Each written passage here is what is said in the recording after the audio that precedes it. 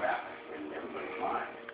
In the days following the execution-style murder of the wealthy and popular Gene Tobler, investigators feel the pressure of a high-profile whodunit as the heirs to a vast capital.